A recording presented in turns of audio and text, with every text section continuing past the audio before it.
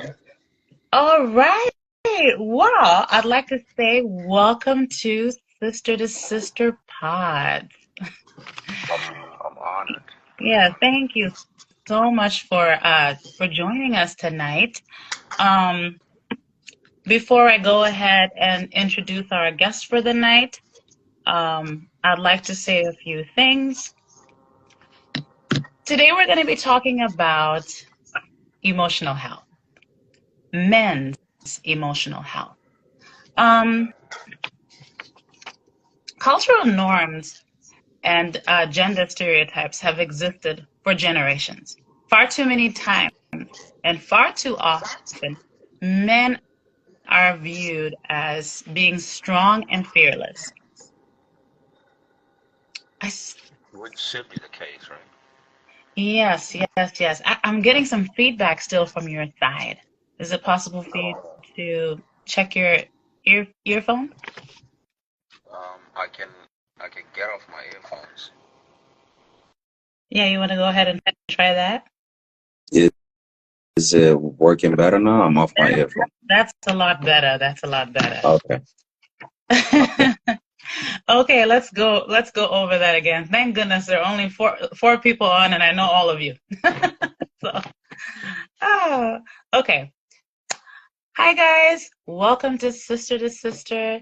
Tonight we are going to be talking about men's emotional health. We have a wonderful guest to guide us through this discussion, but before we get started, I'd like to make a statement. Cultural norms and gender stereotypes have existed for far too long, for generations to be exact. Far too many times and too often, men are viewed as strong and fearless because of their image, right? And because of this, their emotions have been pushed under the rug by society, by family, and by community. When a man expresses his emotions, he is seen as being weak. And because men worry about their image and worry about masculinity, they suppress their emotions and their feelings. And inevitably, this can be very unhealthy and detrimental to a man's emotional, physical, and mental health. So, with all that being said, that was a whole mouthful. I'd like to take a minute to introduce our guest for the night. I'm going to be reading off his biography. Our guest for the night is Owuku Nguru. Owuku Nguru is a native of Kenya, and he currently resides in Minneapolis.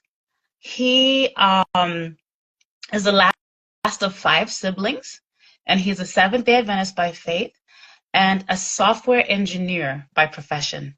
He enjoys sports and great conversation. Well, Owuku, thank you so much for joining us tonight. I want us to go ahead and dive right in. All right, let's dive right in to talk about men's emotional health. For sure. Yeah, so For sure. thank you so much again for Oh, for sharing your time, your precious time with us. I'm honored. Um, I'm honored to be a part of this. Thank you for extending the invitation. oh, you're very welcome. Mhm. I'm going to go right into defining emotional health. According to Merriam-Webster's dictionary, emotional health is defined as how people think, feel, and manage their emotions. It's about being able to adapt to life's challenges and to maintain a sense of well-being. Timothy 1 verse 7 says, "For God has not given us a spirit of fear, but of power, And of love." love and uh, a sound mind. Yes, there you go. And okay, I can see you know your scripture. Come on now. And, Mm-hmm. and of a sound mind, yes. And Philippians 4 verse 6 to 7 says, "Do not be anxious about anything, but in every situation, by prayer and petition with thanksgiving, present your requests to God." Which one's that one? Philippians 4 what? 4, 6 to 7. Okay. I know 4:13. I learned a new one today. 4:6 to 7. Mm-hmm. 4, 6 to 7. Oh, Philippians 4:13. I can do all things through Christ who strengthens me. Yes, All that's right. right. All right. Look, we're quoting scripture at the top of the hour, y'all. Don't play. Don't We play. didn't come here. Oh, Lord. Okay. Let's get right into it. First and foremost, how are you doing tonight? I'm good. Can you still not see me? No, Is I that the can't case? see you. I can't see you. But that's okay. Wow. Okay. Yeah, I'm good. I'm good. It's what day is today? Today's a Monday, so we're getting in the swing of things. Back from a long trip that I'd taken, so I'm still adjusting back to reality, adjusting back to normal life. But in all things, we give God praise, and I'm hoping that this conversation um ultimately that God uses me as a vessel and that his light shines through me and all praise go to him. Amen. Amen. I think we've come to the end of the night. With that being said, We ain't even started yet. That was in Swahili we say that was kionjo. That's just a little taste. That's church on a Monday for all y'all out there. All right. Oh, and by the way, just to let you guys know, if you were looking to, watch tonight's session and you were hoping to see some Oprah moments, this is not the spot for it. Here at Sister to Sister, we love to have fun. Life is about having fun and including God in our lives, right? So, with that being said, I want us I want you to tell us a little bit about your background and, whatever you're comfortable with telling us, your background and your journey to the U.S. Okay. Like I say, as you mentioned in the biography, native of Kenya, so I grew up in Kenya, born and raised in Kenya up till I was about, I think 18. No, actually 19. I think I celebrated my 20th birthday here. So yeah, 19. And then I came to the States at 19. But before that, raised in Seventh-day Adventist home, and that's how I came to know you and your sister at church after I came to the US. But yeah, raised in a Seventh-day Adventist home. I'm the last of 5 siblings. Okay. I love sports, and I love great conversation. Actually, in the past, I had a similar platform, but hopefully, I could get that going again in the future. Raised in a loving home, not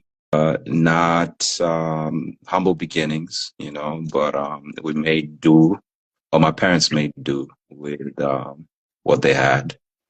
Always rooted. My dad was very big on discipline. And I later on in life, or right now in life, is why I'm getting to understand why he was big on that. Mm-hmm. And my mom showered us with love, so it didn't seem like we didn't have much, we were showered with love, grew up in a 2-parent household, um, and then of course school, high school, did well in high school, and then found an opportunity to come to the US in 2011. So I've been here around 13 years. And All right. yeah, that is my long story in short. All right. That was great. Mm-hmm. I love that background information that you just gave us.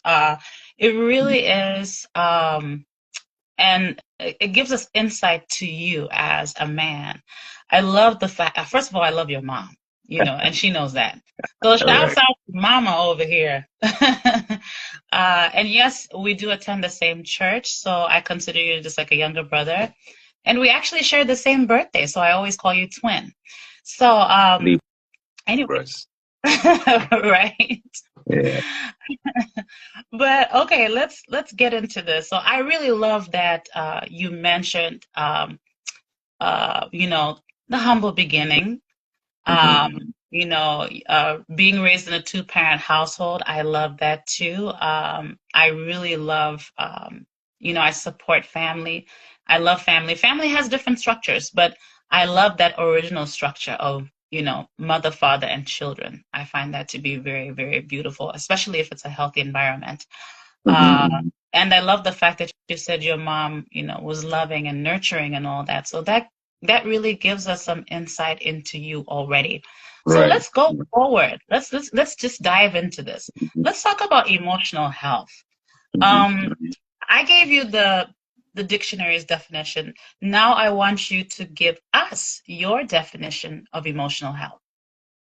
I think one thing that really stood out in the word Merriam-Webster definition was managing, right? Managing your emotions. I think we might fall into the fallacy or the idea of emotional well-being or good mental health means being happy always, you know.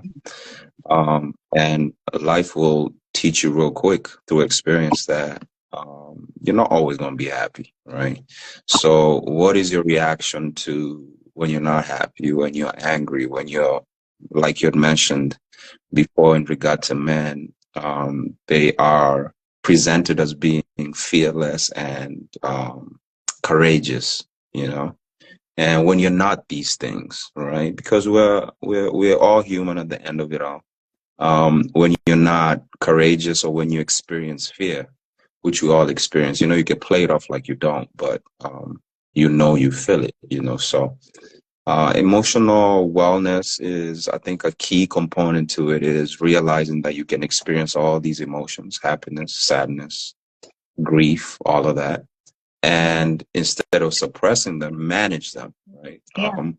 Putting yourself in the context of the situation, right? So if you lost somebody, it's okay to grieve, you know, and you should be so aware, or you should have a self-awareness that helps you eventually process that emotion and be able to pick yourself back up.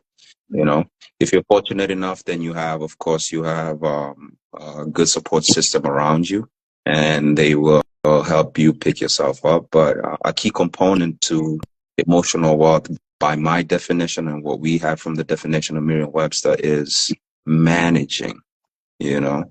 So when you feel these things, are you able to manage them? Are you able to, when you're happy, you know, are you able to manage that so that it's not overboard, you know?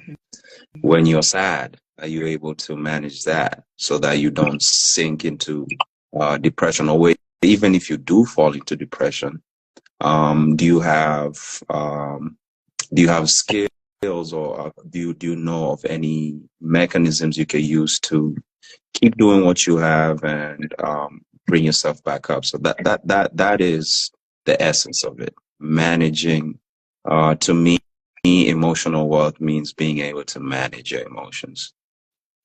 That is so spot on. Just coping, right? It's coping. Mm-hmm, Yeah, mm-hmm. because sometimes you won't have a solution to your problem, you know, and you'll have to get up the next day and you'll have to carry on with your day-to-day responsibilities. And so the only way to do that is to learn to cope. Right. And that's pretty much how most people get by, you know. They cope from day to day. They find coping mechanisms that work for them.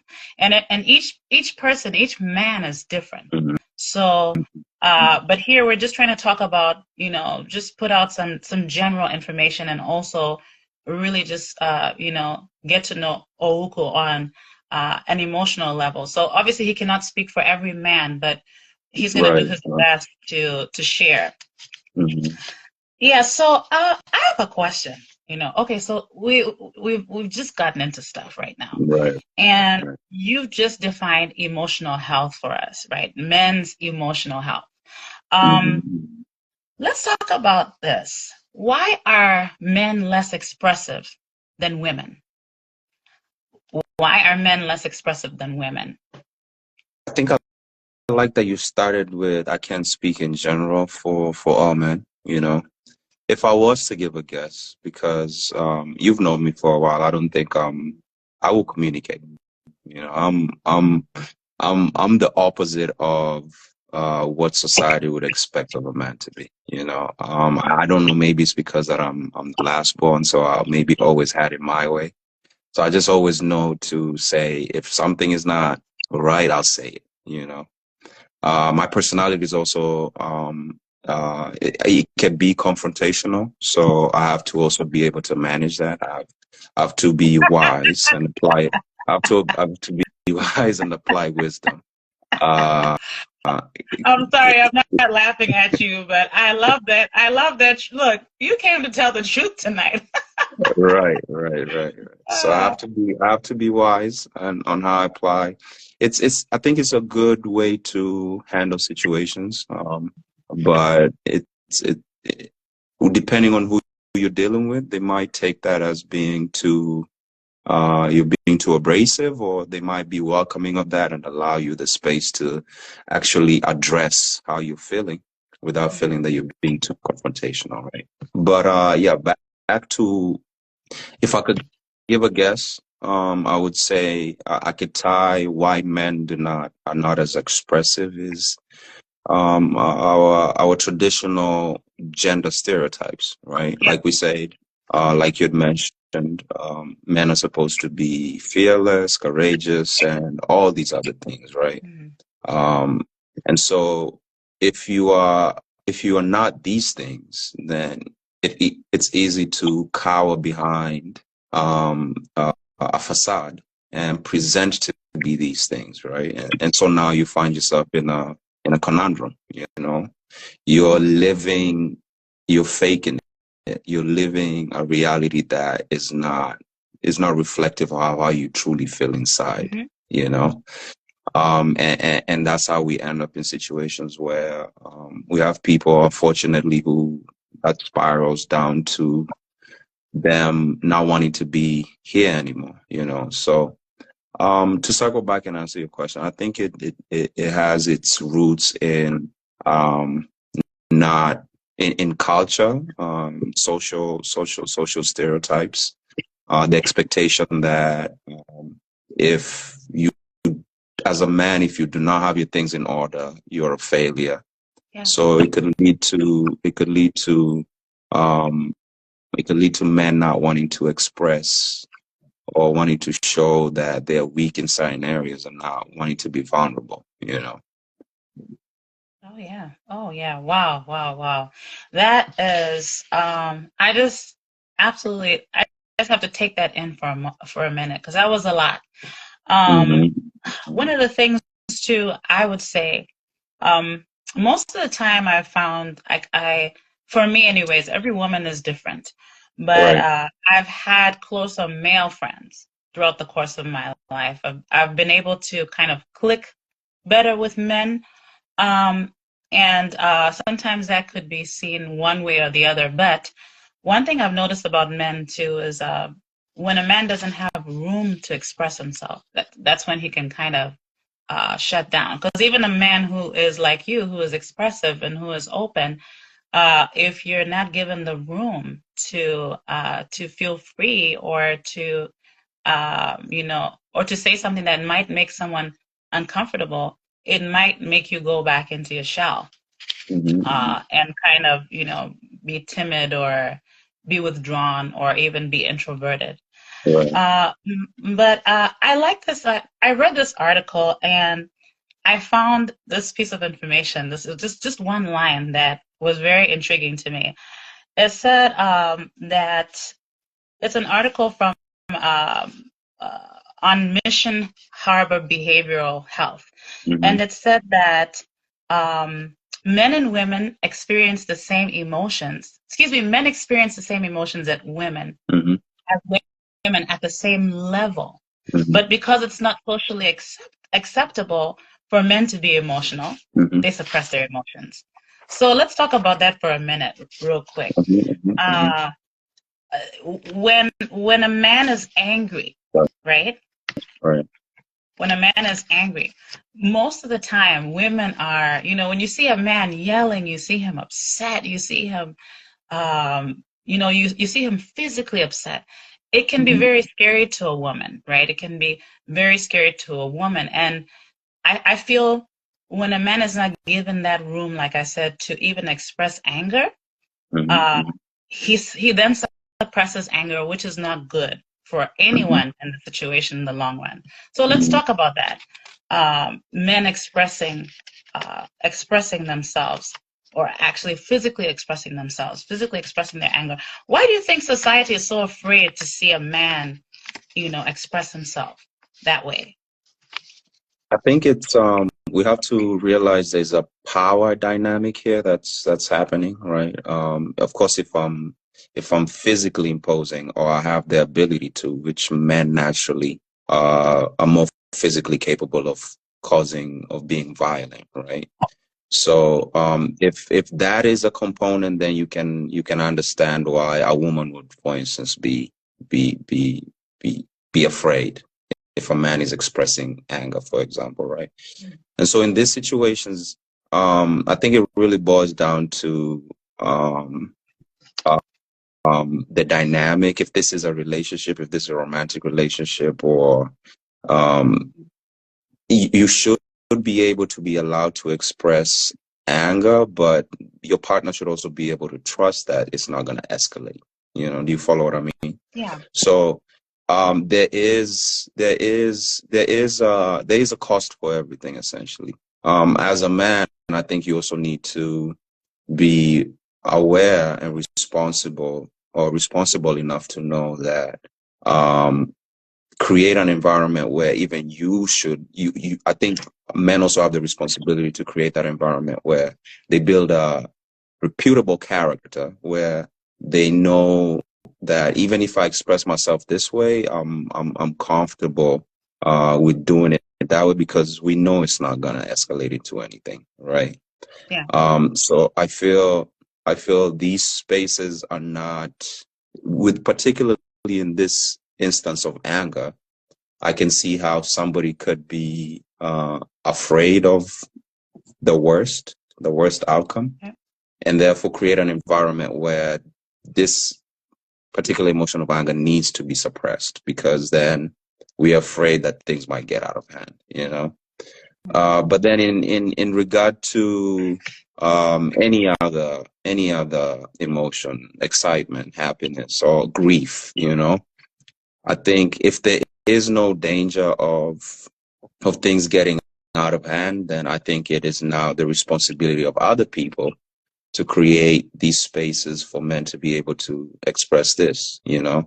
If you're feeling, if you're grieving something, um this shouldn't be looked at as a sign of weakness. And depending on the circle you're in, maybe people could make fun of it to lighten up the moment.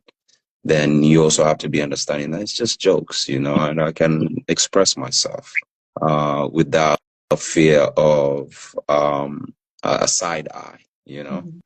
So I think to answer your question, to circle back and answer your question, I think it's as a person experiencing the emotion, I think you need to have a self-awareness of Yeah. how. That's the word. That's the word I was looking Right, for. right. Hmm. You need to have a self-awareness of the environment that you're in, and if it is okay to express that, because I think that's part of wisdom. You know what I mean? It's knowing what to say or how to act in certain environments. There's places where, yes, we understand that you're mad, but it wouldn't be okay to express that at this moment. Hmm. And provided there is avenues provided for you to express that in however way you feel so that you're not balling up, then that's good. So it's a responsibility on the person who's experiencing the emotion and also the people who might witness this as well to create this environment. Wow. I absolutely love that you said awareness, because for me, that's the first word that comes to mind. I mean, even as a woman, I I don't know if it comes with experience or if it comes with age or what it is. I don't know. But I myself too have I have an awareness of where I am. It's actually constant because I'm like, okay, it's almost like I think of what the possibilities can be when I act a certain way, and I can almost look ahead and think to myself like, if I express myself this way, it could go this way, and I quickly kind of I quickly just that awareness heightens in me, and I'm like, okay, this is not the time. This is not the time. I literally have that conversation with myself in my mind. This is not the time. And then all that I go from 100 in my mind to 0, just like that, just by telling myself, like, you know what, it's not even worth it. It's not even worth it. So having that awareness, using that awareness as part of your coping mechanism is very important, you know, in terms of expression. And for men, I think, I wish more men would express themselves little by little. That way, when you do express yourself, it's not a surprise to the people around you, right?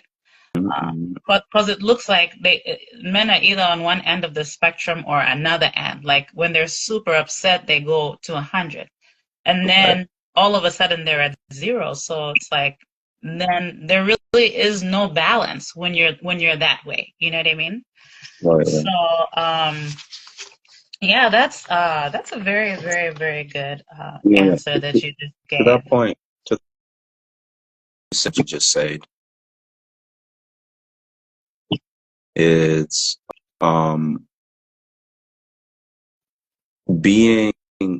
understanding that this is a part of the normal human experience, and being able to express that so that when you express yourself, it's not a shock, you know? Yeah.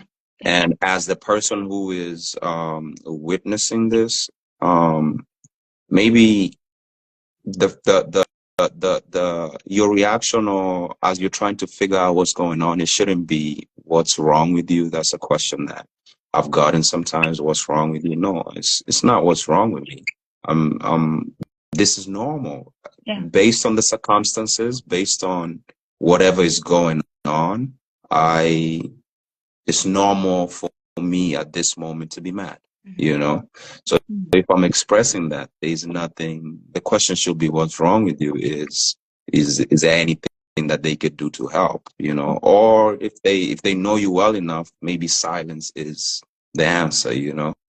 Just being present and letting that moment take place. So that's a really good point on what you mentioned. Yeah, it's making these emotions normal. Yeah. And I think that's actually the reason why I find it so, like for me, I and my sister, you know, the reason why we even thought about this, you know, this topic of conversation is because in order for us as men and women to come to some sort of understanding, we need to both allow each other to, there has to be the yin and the yang. There has to be you know how, I don't know if you know what a seesaw is, you know, if you have them in Kenya, you know, that iron kind of like. Of course we do. Who does not have a seesaw? Come on now.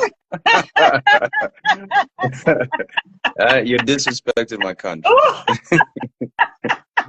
Oh, no. Don't make me laugh. Okay. You know, okay, on the playground, my bad. So you know how a seesaw is, right? It's sometimes somebody is up and the other person's down. And then sometimes it comes to you come to this balance where no one's feet are quite on the ground, you know. I think we need to, as men and women, we need to allow each other the space to be okay with that, it's not everything has to be a competition, you know. Allow each other space to, like you said, noticing that someone is upset and knowing that, you know what, I think I should just be quiet, you know.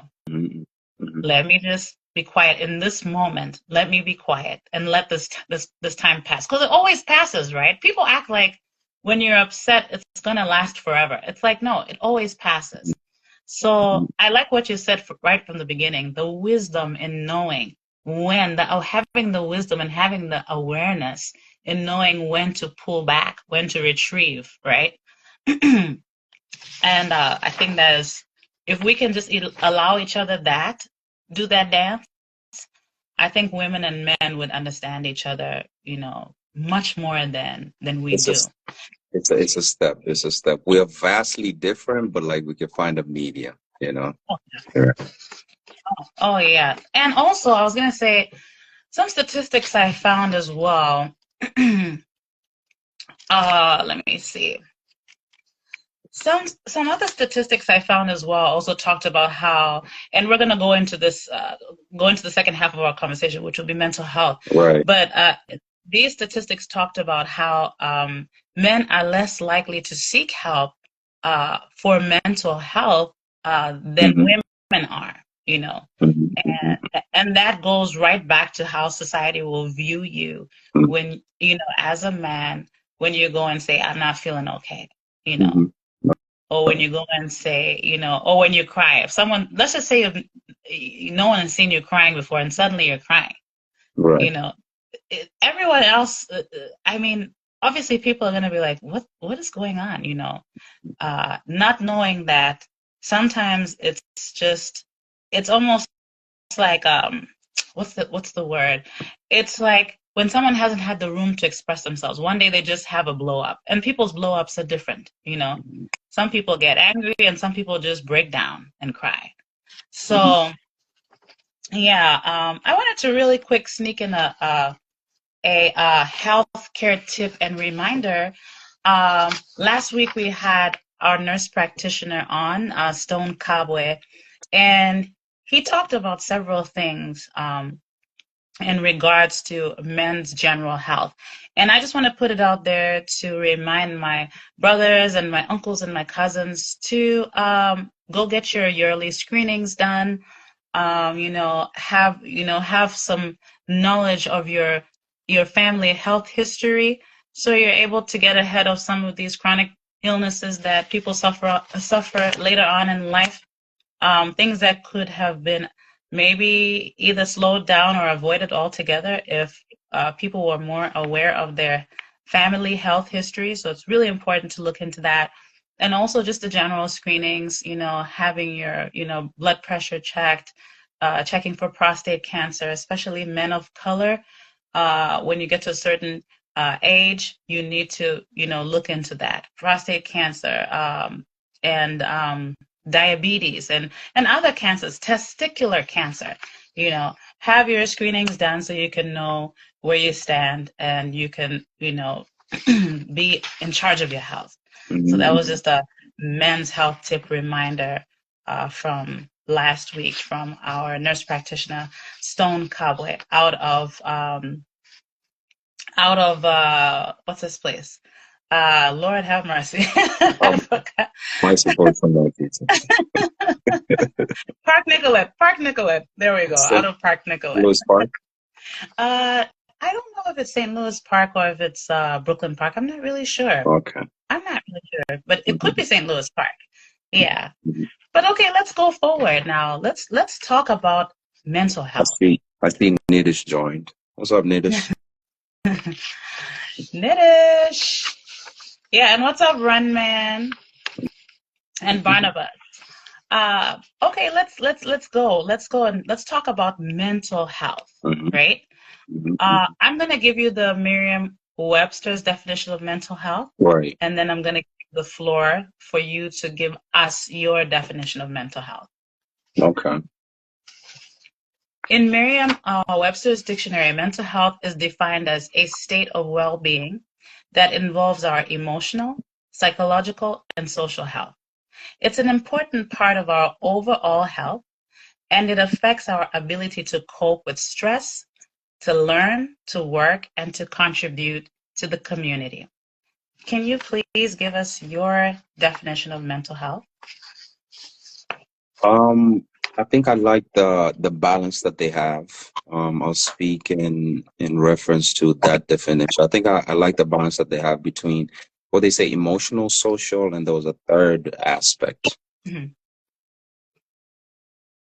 What was the third one? Oh, You say emotional, I'm sorry about social. that.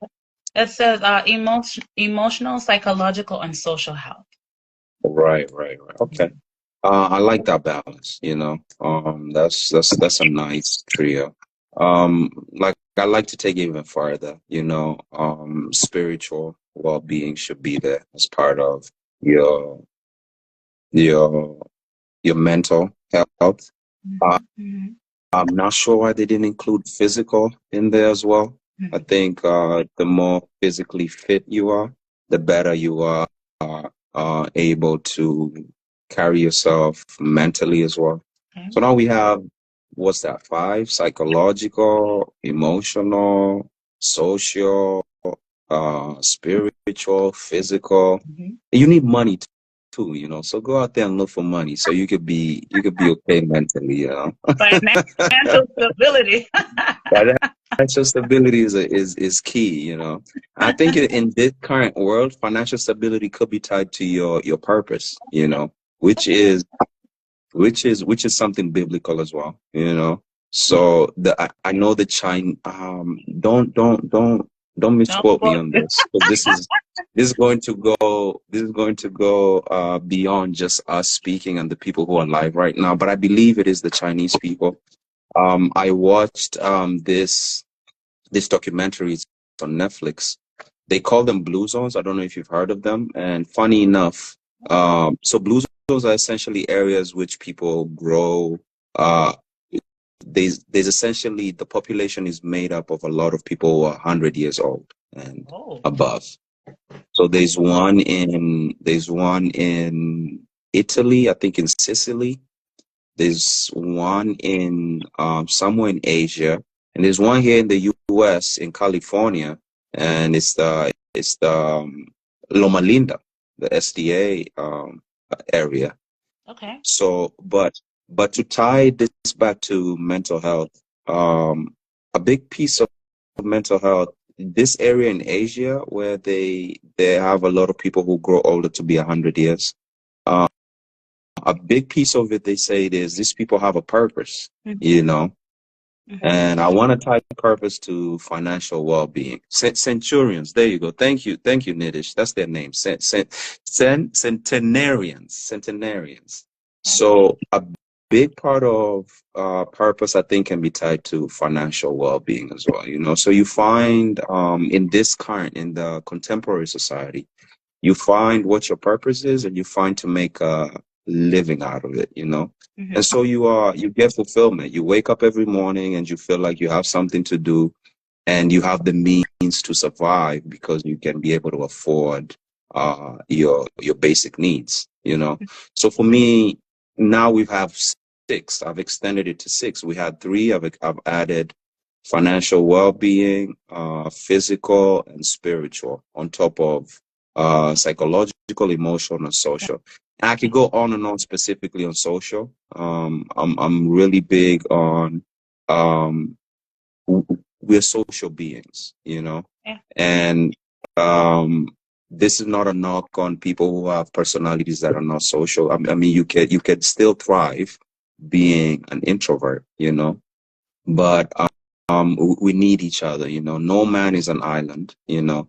It is good to get out there and do as much, use up your social battery as much as you can, you know. Then when it's time, you feel like it's enough of socializing, then you can go back to alone solitude, because solitude is also good for it gives you time to focus, you know.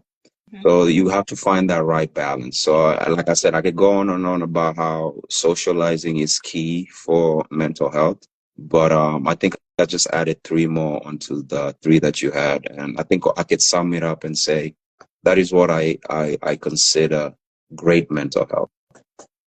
Wow. Wow. That was very, very, very deep. Yeah, that was very Mhm. deep. I mean, wow. Yeah, you could, you're right. You're very right that it's almost like the list could be never ending, really. But you could add more and more and more onto that list.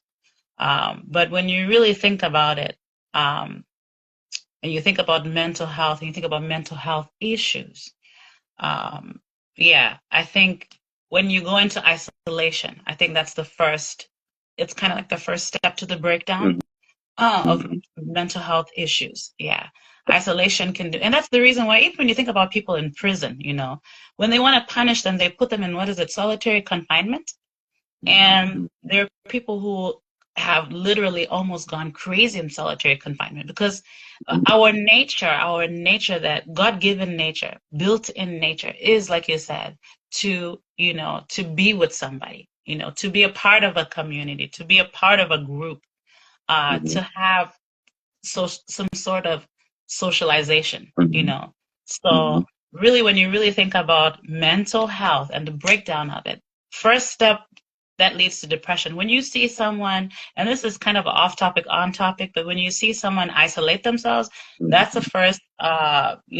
first, key to saying, hey, check on that person. When you Mhm. haven't heard from them, when they've gone off social media, when they've called into work, if they're a good friend of yours and they have a pattern of, being in touch and communicating, and then suddenly they've gone off the map for a week or two, check on them, Mhm. you know, check on that person, because I do think that that's so true. The social element is very important when it comes to mental health, just being out Mhm. there, because sometimes like it says, like I don't know if that saying is in the Bible. I don't think it's in the Bible. The idle mind being the devil's workshop. I don't think it's a biblical saying. But Mhm. when you look at that, when you think about the idle mind, for sure, when you're alone too much, your mind is going to wander, and that leaves room for, different thoughts and things like that. So when you're out there in the community, keeping busy, socializing, whether it's in big or small groups, that helps to stay on top of, mental health and Mhm. Mhm. develop coping mechanisms. Yeah, anyways, so yes, let me see here. I wanted to say one of the most uh according to statistics, again, on the internet, one of the most common mental health illnesses is depression. Uh, Mhm. Mhm. And then, of course, when you think about the rest of because there's a few that fall into that list as well: anxiety, bipolar disorder, PTSD, which especially affects those who have served, in the military or armed forces, and you see that sometimes people can develop substance disorders and things of that nature. So I Mhm. mean, Mhm. there's a whole long list of things that come with mental health issues, um, Mhm. and also there's a stigma too with mental health. Mhm. Mhm. So even when someone does have mental health issues, when a man has mental health issues, because that's what we're talking about tonight, we're talking about men's health. Right. When a man has mental health issues, um, he definitely is going to uh, not want to outrightly express that. Most men Right. won't want to, Mhm. Mhm.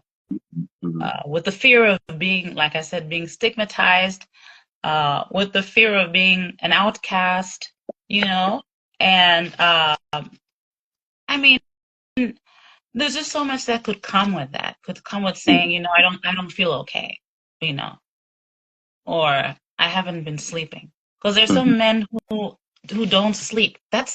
Sleep is something that your body is used to, right? Mhm. Uh, Mhm. and obviously it's something that we can teach our body. If we sleep at a certain time every night, our body is going to naturally adjust to that hour of sleep. But Right. but most of the time, if you find yourself awake in the wee hours of the morning, like that's not. uh, I don't want to say that's not normal, but that's not okay. It's Yeah. not okay for the mind. It's not okay for the body. Uh, Mhm. Mhm. and if when you see, that's another form of depression, lack of sleep. That's another form of depression. Uh, Mhm. so yeah, but so what do you think? What other things could you come to mind when you think about mental health and the stigma behind it? How can we, as women, how can we support you all? In that, in that mental health, with that mental health expression? How can we Mhm. support you guys? I think a huge um, responsibility for women. I'm imagining a situation where this is your partner, you know. So definitely, because the number one thing that somebody who is isolating or experiencing symptoms of depression, the number one thing they're dealing with is shame or guilt of some sort, you know. Um, and typically that requires some sort of privacy, you know. It requires privacy and empathy or understanding, you know. So if you find yourself in this situation, be it maybe this is your brother or this is your spouse, you know, if you could create a space for this person um, to be private, you know, like they're trusting enough for an environment which is trusting enough where they can express themselves and know things are not gonna reach the ears of somebody they don't want this to reach to, you know. If you could create also a space for understanding, you know, where they feel like they're being heard. Uh, I think it goes a long way into their journey back to being in a better place, you know. Lastly, I think they also need to be held, it's a balance. They also need to be held accountable, right? So in as much as you are understanding, there needs to be some work that is done. Either you are, as a woman, you're prompting them, you're challenging them, you know, you're prompting them to see how they ended up in this situation, you know. But I think you might receive some resistance because this is somebody who's dealing with guilt and shame.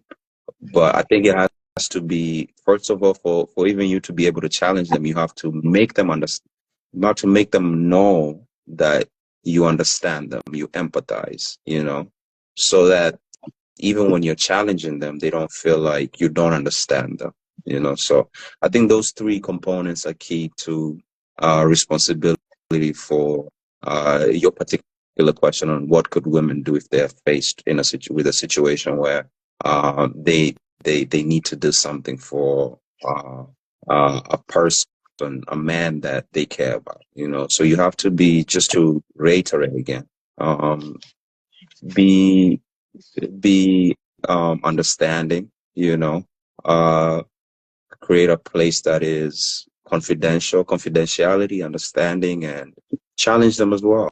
Mm, Accountability, you know. Wow, wow. I really do like that, what you said about empathy. I Right. think empathy can break down, um, it can break down the strongest man, you know. Uh, I think, and the strongest woman as well. Just making someone feel like you understand. And sometimes you're not gonna always understand, but just making someone feel like, okay, I'm in this with you. That is really, really important. Yeah. I really love that last answer that you just gave. Um, yeah, as we wind down, time goes so quickly. It just flies, doesn't It it? does. It does. We're gonna have to book another session and I'm telling you, I'm telling you. keep going on this. We could go on and on and on. I saw before you finish, I saw Niddish mention something about Christ and solitude. Valid point, Niddish. He was talking about how Christ sometimes needed to go into solitude to connect spiritually with the Father. So, um, great.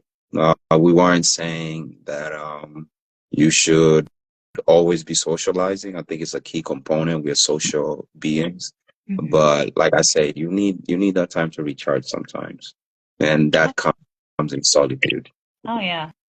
And I think I've heard so many pastors say, and also like Nita said, that's in the Bible too, about, that's an example of, going away, to kind of learning to be okay with being alone sometimes, to hearing your own thoughts, and sometimes even hearing the voice of God, however, whichever way God decides to communicate with you. Because there's a lot of chatter going on out there. There are a lot of distractions. And sometimes in order for you to be alone, I think you mentioned it earlier, it helps you to focus, so I think that's a good aspect, of emotional health too. Just being okay with, going off to the side and being by yourself every now and then. Yeah, so I just have two more questions for you here. Right. So we talked a little bit you touched on culture a little bit, right? You said you're from Kenya, and we talked about, the generational, effect of, of being a man, pretty much, and how men have been perceived for the longest time. So it's not like it's something that we can just change, right? Men have been forced to be introverted. They've been forced to be quiet, even when they don't want to be quiet. And you see a lot of people are, hitting their wives, they're hitting their girlfriends. And sometimes people think, oh, this guy is just a beast, and it could be and I am in no form condoning domestic violence. Please don't get me wrong when I make the statement. But sometimes that aggression could be pent up, something that's pent up, and then finally that person just lashes out, And of course, there are men who have a history of being violent, as they are women who have a history of being violent. So it goes, it can come from either end. But you do see that maybe someone in a man's case, he has not had a chance to express himself fully. He has not had a chance to be heard. He can't be heard in the community, and he can't be heard at home. And then one day he just lashes out, And like I said, I'm not condoning domestic violence, don't get me wrong, but I'm just saying aggression. Yeah, aggression has different faces, right? So let's talk about that really quick for a second. Do you think that today's culture, the culture here today where we live, as you being a young, vibrant African strong man, do you think that today's culture here leaves room for you to express yourself emotionally without ridicule or judgment?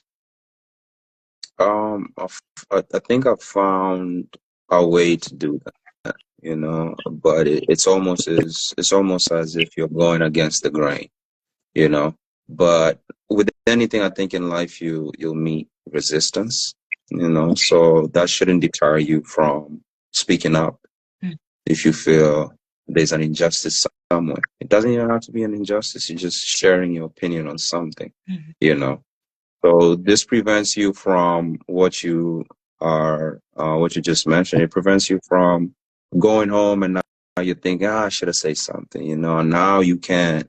The opportunity is gone,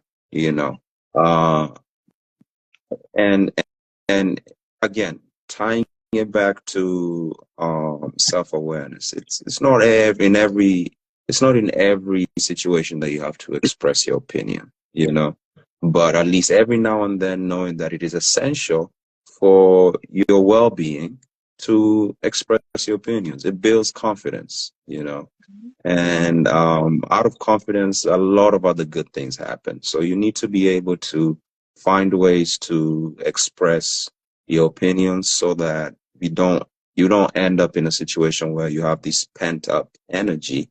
There's a word for it that I'm looking for. Passive aggressiveness, yeah.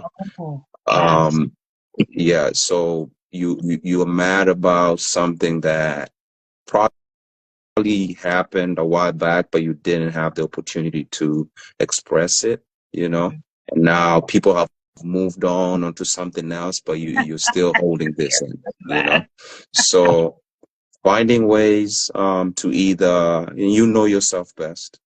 Again, self-awareness, you know yourself best. Finding ways to express yourself, or if you do not get the opportunity to express yourself, creating justification for why it's okay if you didn't express yourself, and engaging in something to at least take your mind off of it, because it's not the end of the world. Trust me, it's not the end of the world. You will not always get an opportunity to express yourself. But if it is really uncomfortable, and you can say it, so that you do not end up in a situation where you're being you blow up, you're bottling things up and you blow up. Yeah. Oh, I love that. Wow, this has been such an insightful conversation. I wanted to, we talked about support and encouragement. Well, we didn't really talk about support and encouragement. We did talk about it a little bit, but how important do you feel, how important is it for you to feel supported? Like, whether it's in your community, whether it's by your mom, whether it's by, your fiance, how important do you feel, you as a man feel, that support is? Crucial, crucial. I think I mentioned it in when I was trying to define mental well-being or mental health, and I added I reiterated the point on social. That's, and I think I mentioned something about having a support system. You're gonna need somebody to cheer you up sometimes, though it's very crucial to seeking validation is okay, but it's crucial to clap for yourself sometimes and be able to do things on your own. Independence is key, but now we're talking about where you are that person, you're not always seeking validation from other people. You've built that confidence, you're independent. But like I say, no man is an island, and sometimes you will meet situations where you need that validation from outside to remind you of who you are and what your character is. I know I've received this validation from my box, and my coach, my boxing coach, always, sometimes he's picked me up by reminding me of some of the great qualities that I have. So that is somebody who is supporting me, and it kind of brings me back to, oh damn, this is who I really am. I'm that guy, So it kind of picks you back up. So having that, and then after that, it snowballs, and I can be back to myself where I don't need that validation all the time. Why is that? Sorry to cut off that thought, but why is it so important for a man to be validated by another man? Because I've noticed that men like the support from women. They like the encouragement, right? They like the encouragement from women. You're doing a great job. You're, whatever, you're a strong man. Hey, you work hard. Hey, you make money. You look good. Right. That's the kind of thing they want to hear from a woman. As far as I know, from the guys that I have known.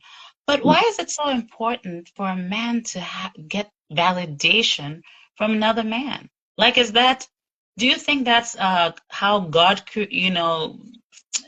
that's a part of how men were created?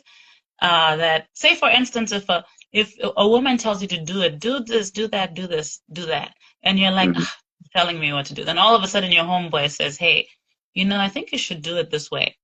Why are men so quick to listen to other men?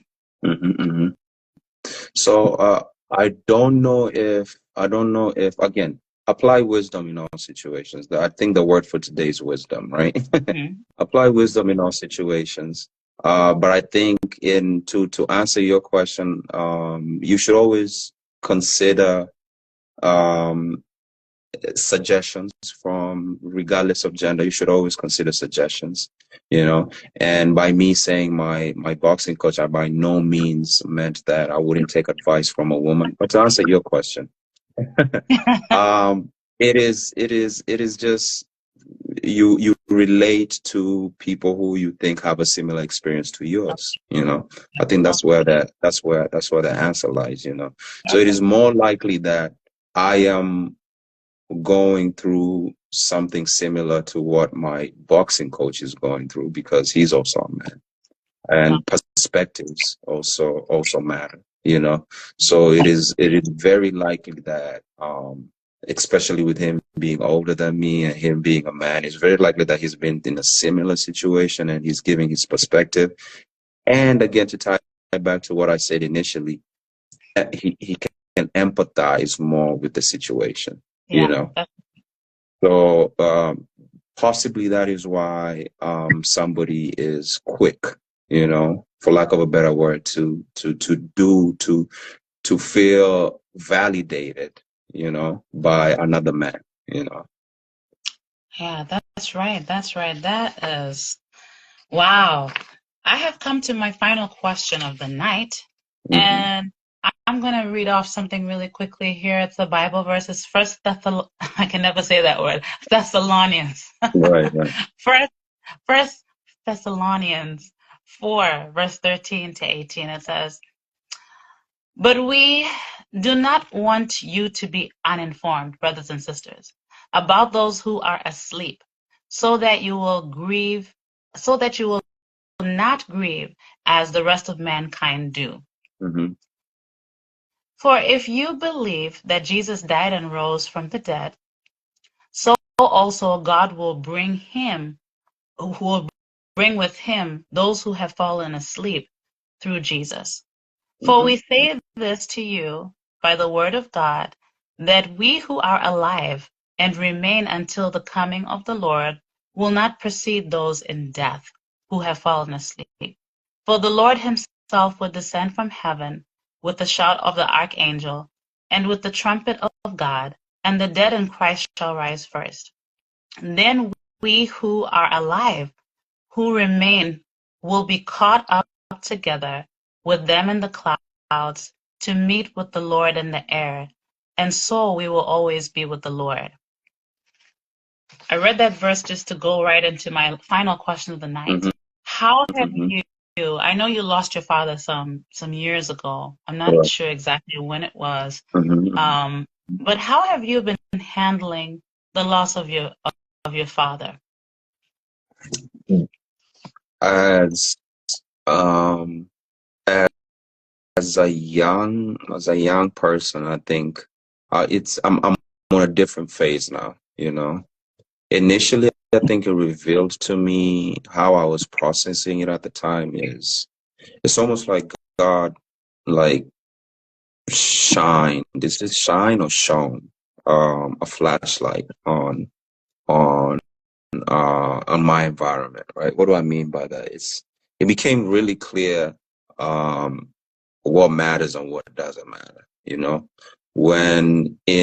As you're grieving, I think that is one of the things that one of the good things that comes out of it. It really becomes clear, at least in my experience. Let me share my experience. It really became clear to me once he passed away what matters to me and what doesn't, you know. And I moved that way for quite a few years, you know, based on those principles, based on what I observed at the time. I figured for us, like, once he passed away, it brought us closer. So I gained a new level of love for my family. And it really, we can say it all day, family comes first. But I think what I meant by a flashlight was, and if you haven't experienced it, it's just a statement: family comes first, you know.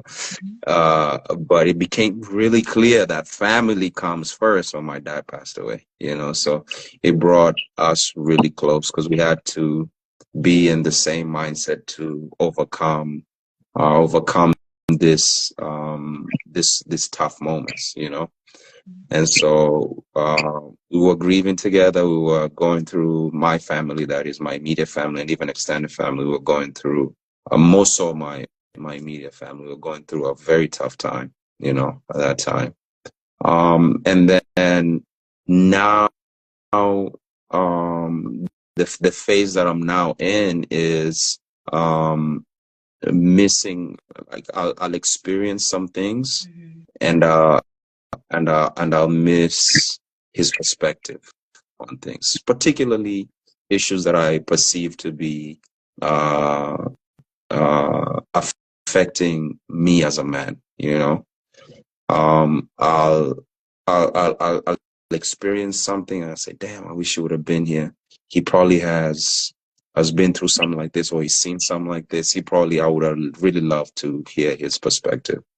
You know, so that's the phase that I'm in. I miss his. I think I processed the grief okay enough, you know, that I'm now just I don't I'm really not down as I was. I look at it and I just miss.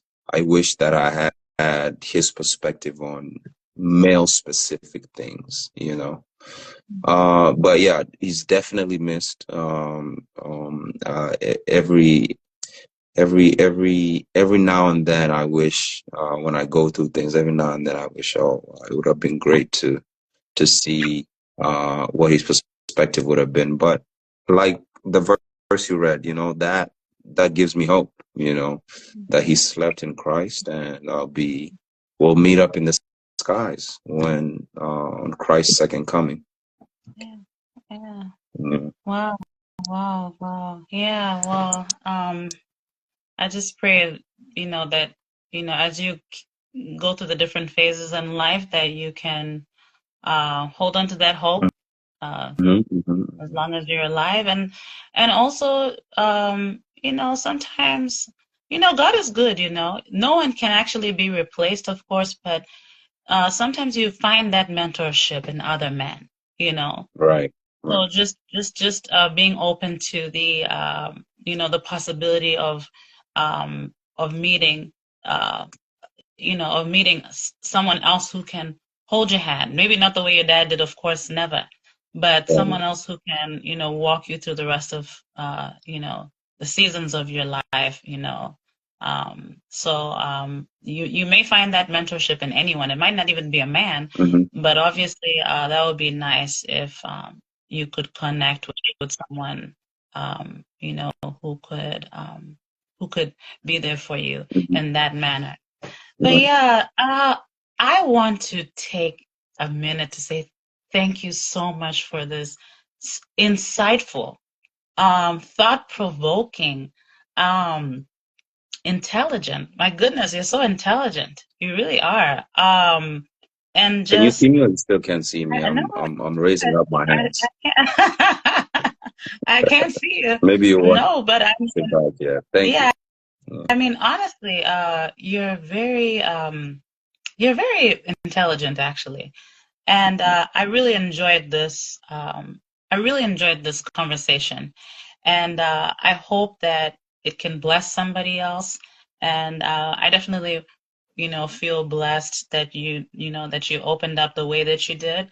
And I just hope that I know you said you had a platform similar to this, and you know, you did send me some material, and I did watch that as well. And I hope you can, you know, kind of, you know, recharge that and look into that again. That would be a good place to have, you know, for, you know, just for different thought-provoking conversations. But thank you so much, Ouku, for joining us tonight. Thank you to whoever watched this live.